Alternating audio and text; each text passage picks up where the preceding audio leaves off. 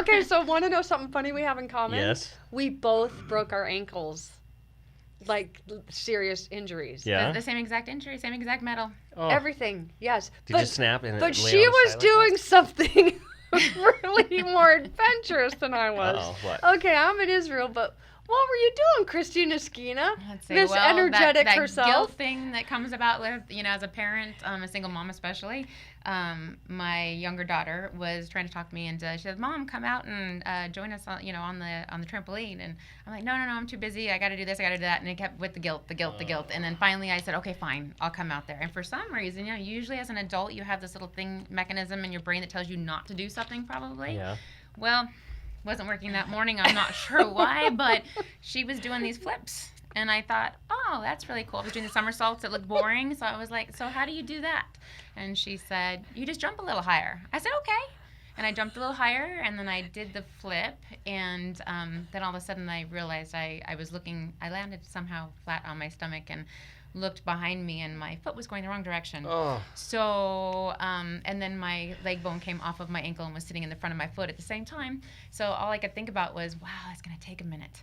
Who has time for that, right? And my poor daughter, I'm sure she'll never forget it in her entire life. I think I've damaged her for life now. Poor thing was in a frantic at that point, the oh my God moment, and then was apologizing. Believe that or not, she was like apologizing. I'm so sorry, Mom. I shouldn't have had you do that.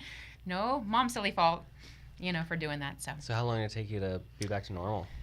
Not too bad. Now, unlike Susan, she did her left leg, so she could drive. I did my right. And so I know I wasn't that brave. Actually, I stayed down out of driving for probably about 3.5 months, and which was miserable for me. I remember I got so desperate, probably within not even maybe just barely almost a month. I got so desperate, and it was around Christmas time, that I told my daughter to take me to the Menifee Shopping Center in a wheelchair and drop me off.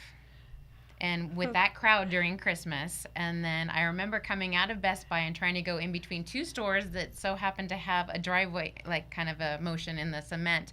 And I thought, okay, I can do this.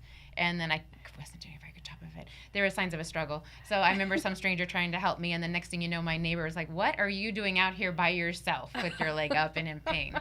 And I was like, I had to get out. And he's like, where are you going? Across that parking lot to go get my toes done that are sticking outside of this bandage. And so he's, okay, is it okay if I walk you across the thing before you kill yourself in this holiday traffic? So yeah, so it was tough. I've been working since I was 15, and haven't stopped except for to have 2 babies. And so, trying to settle yourself down to sit was, it was almost unbearable.